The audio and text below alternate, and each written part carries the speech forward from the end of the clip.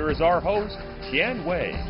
Hello and welcome to World Insight, coming to you live on CGTN. We begin today's program in New Delhi, where the 6th China-India Strategic Economic Dialogue concluded on Monday. China and India are the world's two most populous countries and largest emerging economies.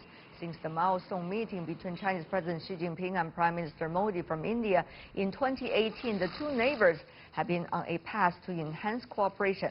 Amid ongoing trade tensions between China and the U.S., both Beijing and New Delhi are looking for ways to ward off downward economic pressure. China was India's biggest trading partner in 2018, and India is keen to close the trade deficit by exporting more to China. Furthermore, in multilateral efforts such as RCEP, RCEP, or the BRI, Belt and Road Initiative, China and India still have room to cooperate, many say. For more on China-India Strategic Economic Dialogue, in our Beijing studio, we have Ye Hailin, Director of the Center for South Asian Studies from Chinese Academy of Social Sciences. In New Delhi, we are joined by Sri Kant and Kontapalli. I hope I pronounced your name right, sir. Professor at the Center for East Asian Studies in New Delhi. Welcome to both of you. Let me have your opinion first, Professor Kontapalli, about the latest round of dialogue amid a lot of uncertainties in the region.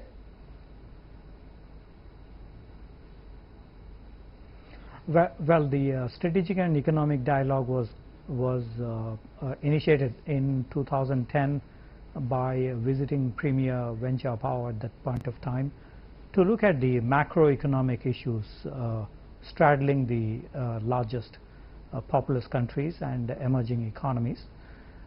They were basically looking at the cooperation that is necessary in the light of the global financial crisis and in the midst of the recent US-China tariff conflicts.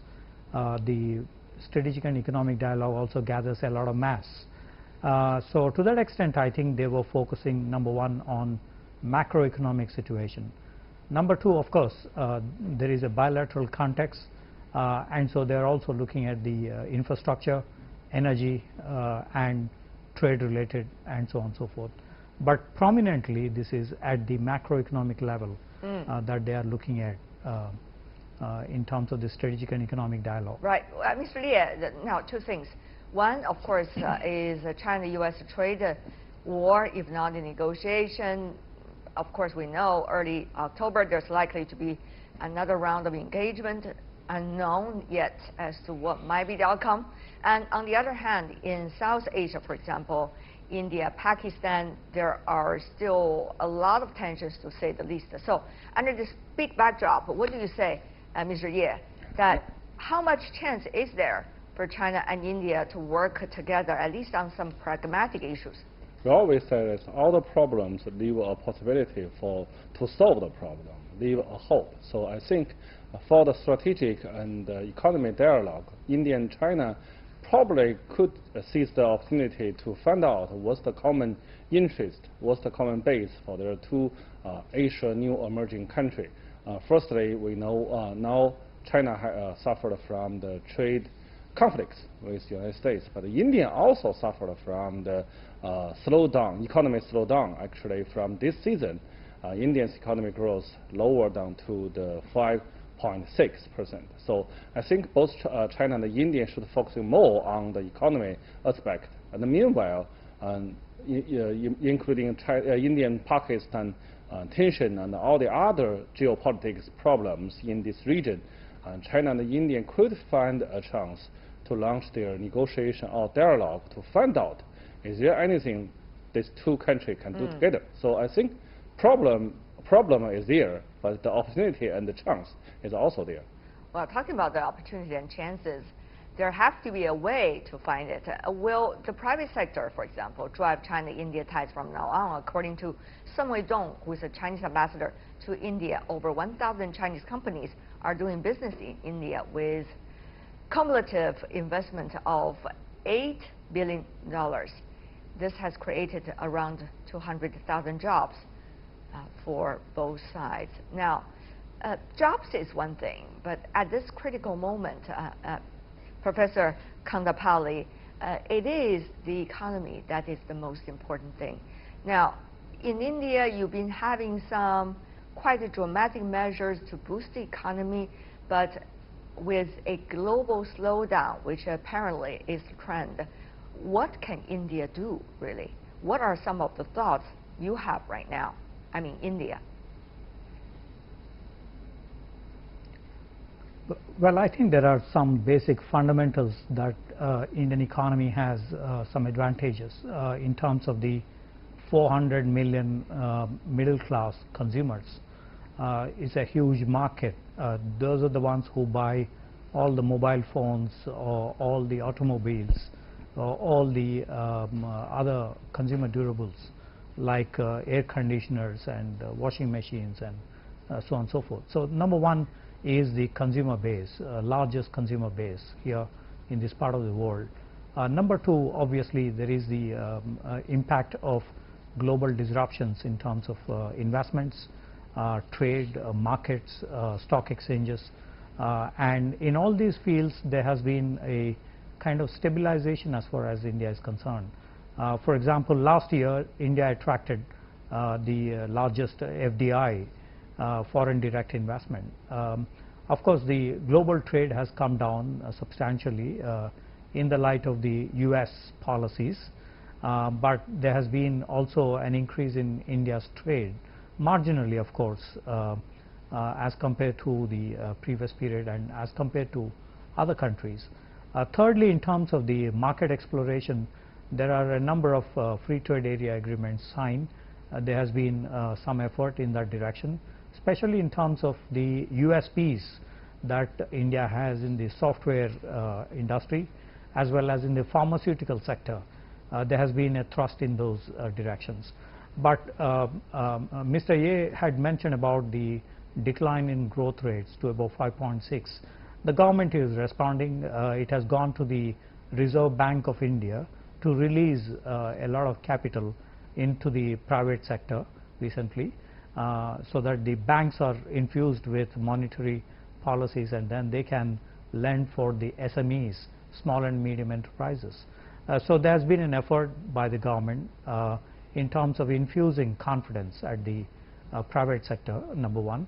Number two, there is with the disruptions in global value chain, as the US tariff wars have indicated, there is also the interaction with like-minded parties like China, like ASEAN, Singapore, Japan, South Korea, a host of other countries, European Union, that there has been a discussion within these. In fact, Prime Minister Modi recently had visited the G7 meeting in France, where he was accommodated as a kind of a dialogue partner. In this, there has been an effort to get out of this disruptions in value chain. There are also, of course, the other conditions like the Iranian nuclear issue, which has impacted on energy consumption. India is the fourth largest energy consumer, so there has been an impact because of the restrictions on the Iranian oil. Also, in terms of Russia, the US has put conditions on India in terms of import of arms from Russia. This is also leading to a kind of uncertainty in the Indian economy and broadly the geopolitics. So, Professor Kandapalli, certainly you have outlined a series of things that would be to the attention of India. Now, let's take a look at some of these things. First of all, multilateral framework, whether they still work or not. Is tariff the way to deal with crisis or to deal with the bilateral trade relations?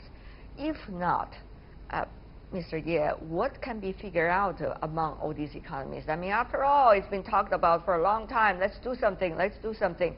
So what can be done? Can that be done? Will India and China be a partner in any kind of solution to this? I think compared with the last 20 years, we should focus more on the bilateral channel and on the regional framework rather than the multilateral channel and the international stage. Because what do you mean? Yeah, if in the past years we were focusing on the whole global arena. Actually, we hope that all the linkage of the different economies, they can solve the problem in the one single framework. But now I think in this stage of the world, we should focus more on the regional, small level regional cooperation, and focusing more on bilateral directly channel. So, for example, between China and India, they can work together to find some convenience channel to solve, to make the contribution for the both economies, rather than focusing on the large scale international stage, because since the dominant country it no longer has the interest to maintain this, like the new emerging power to solve this, to take this responsibility will be extremely difficult. Mr. Kantapali, do you agree? Yes, indeed. There are many areas, avenues for India-China cooperation, and this is what the strategic and economic dialogue had focused on. For example, on the infrastructure projects, Prime Minister Modi's government is planning to invest something like $1 trillion in the infrastructure projects across the country. Roads, railways, airfields, freight corridors, freight volume corridors, and shipyard construction and back channel connectivity. These are some things as part of the new government's policies. They plan to enhance the GDP from the current about $2.8 trillion to about $5 trillion in the next 4 years' time. And there are certain programs like Skill India, Digital India, Sagarmala, and so on. These are supposed to trigger much investments in the infrastructure projects. So this is one where there is a lot of emphasis. And since China had already invested $10.54 trillion in the infrastructure projects in the last 4 decades of reform and opening up, there is a lesson that India can learn from this in terms of triggering the economic growth rates by investing more in the infrastructure projects. Mr. Ye, of course, when it comes to infrastructure projects, China has already proposed with others the so-called Belt and Road Initiative. And on that point, China and India does have some differences. Now, it's quite clear that the two sides are willing to put aside the differences and talking about cooperation in infrastructure building and also basic structure, shall I say, foundation of the two economic cooperation. Mr. Ye, what do you make of it? Actually, usually we are always talking about the differences between India and China in the context of the BRI. But meanwhile, we should focus on one characters of the BRI. That's the BRI as a proposal, as an initiative, is open forum. So every country has the right to join in, and nobody can force anyone to quit all steps in. So that means it's an open and free forum. That means China and India, we may have some differences, but the BRI is not the only channel for China and India to cooperate in the infrastructure building. So I think China and India can find a directly bilateral ways. If we can't reach the agreements on the BRI, we can find some other channels. I think this is not a key obstacle for these two countries. Much more pragmatic approach. On the other hand, you earlier talked about the regional platforms. Now, we know China and India belong to the so-called BRICS countries, and also, meanwhile, we see the two countries are all members of the SCO, just to mention some of those. One, of course, is more about economic cooperation. The other, when it comes to SCO, is more about security cooperation. So what roles will the China-India working together be able to play in those two forums or formats?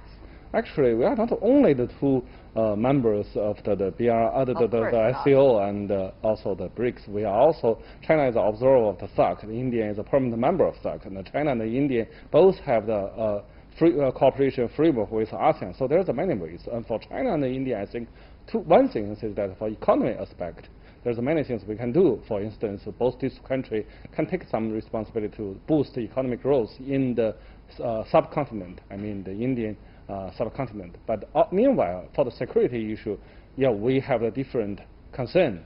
But I think to maintain the regional stability is the common interest. For instance, China and India can work together on the Afghanistan issue, on Iran issue, even on the Indian Ocean issue. So there's many platform is still open for these two countries. Mr. Kantapali, can the two countries play a pivotal role together in some of the international platforms that we just mentioned, particularly international platforms that do not have a whole globe as the membership?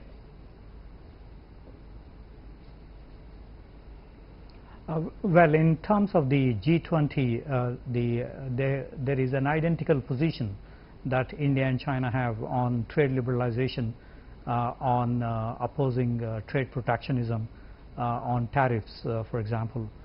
Secondly, they also have similar positions in the IMF voting shares reorganization, and as a result, since 2010 reorganization of the IMF, the voting shares of China and India have been increased, while some of the European partners in the IMF have decreased their voting shares.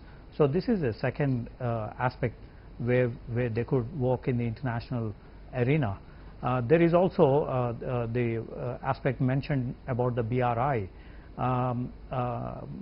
There's been so many articles, etc., on the differences in the BRI, but there is also coordination in terms of the BCIM-EC, Bangladesh, China, India, Myanmar Economic Corridor project.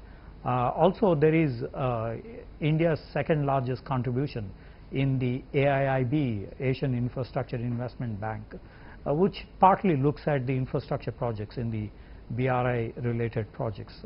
And India also recently noticed that in March 2015, when the first white paper on the BRI was issued, it was more unilateral, but that tone has changed towards joint construction, and recently with the second BRI summit, there is the word multilateral, multilateralism that has come up in the second BRI summit meeting.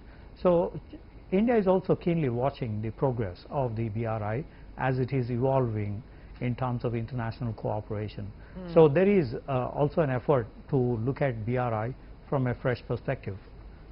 So that is another aspect of international cooperation. We talk about cooperation between China and India. One of the things people have been talking about is lack of understanding or direct understanding about one another, not through a third party. So how can that be done? We have seen some efforts, for example, in the entertainment industry. How can the people of India and China get acquainted? The big screen has exemplified this exchange, with Bollywood films earning twice as much in China than in their homeland. If you take a look at this chart, in 2017, you got the numbers over there. One film already have 216 million at the Chinese box office, more than double that of India. 2018, once again, another hit, and the list goes on over there. Okay, so it seems quite impressive, the numbers there, but will a sporadic number of Bollywood rather, films, Mr. Ye, be able to do the translation in terms of two cultures and two mentalities? Yeah, in one aspect, definitely it is. A lot of the Indian Bollywood movie stars are very popular among Chinese audience. But what we should notice, the one essential fact, actually not only Indian Bollywood movies increasing very fast in Chinese big screen in Chinese market. Actually, even Hollywood, the Hollywood movie also increased very fast. So there will be definitely the very serious competition between the United States movie and the Indian movie and the China domestic movie in the future. So we are not only focusing on they are the symbol of friendship or understanding, which need know this also the commercial. So who win this market? Who can play this game longer? But Indians movie, whether they can play the longer time or not, there is some problem or some challenge is hiding us. I see. Mr. Kangapali, the same question to you. Understanding and trust is a big thing between China and India, particularly if you look at the population of these two countries, the economic impact these two countries could make, the neighborhood that the two countries are having and sharing. But it has always been a problem, a challenge between China and India to understand each other directly, not through the third party's eyes. Professor, do you have some good solutions for this? Meanwhile, how shall we maintain a sustainable people-to-people relations and not let that disturbed and distracted by political or border issues which could come up from time to time naturally just between two neighbors? That is a key issue. We talk about that for decades. Have we solved it? Well, I think India and China have a natural advantage. That is, the cultural stock is pretty high in terms of Buddhism, in terms of Confucianism, in terms of learning from each other. That cultural stock is pretty high in the India-China context. Diplomacy or political leadership needs to tap that assets in the soft power field substantially, given the base of mutual understanding at the religious, cultural, and so on and so forth. Number one. Number two, State Councillor and Foreign Minister Mr. Wang Yi's visit in December last year, that concluded the 10-pillar agreement in relation to cultural exchanges and people-to-people contacts, including in the museum administration cooperation in Chinese language teachers to be recruited in India. Then you have also the film and TV. You just mentioned about some of the Indian movies. Film and TV coordination and cooperation. Then you have also tourism as one of the areas of enhancing people-to-people contacts.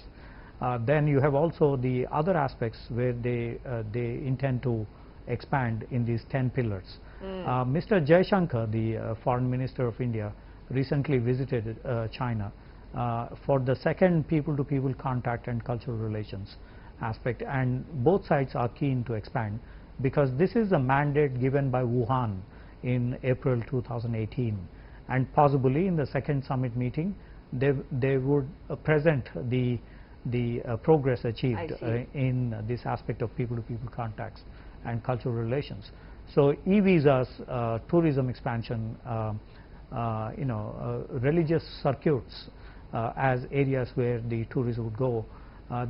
So I think shortly there will be an assessment made, and it appears that they have done a lot of homework in this regard. Mr. And Ye. this is one bright spot. Okay, Mr. Ye, same question to you. We talk about that for decades once again. Yeah. Have we solved the problem?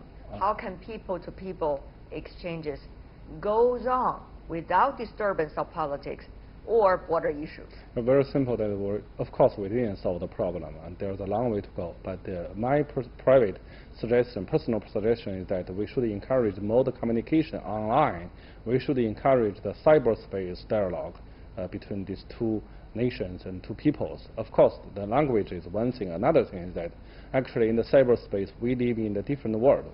And Indian, basically, they use the Twitter and the Facebook. And China, we use Weixin or QQ. So how we can bring these two people in the two different worlds together and encourage them to have the direct communication?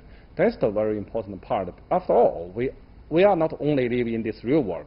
We all live in the cyberspace. Interesting point.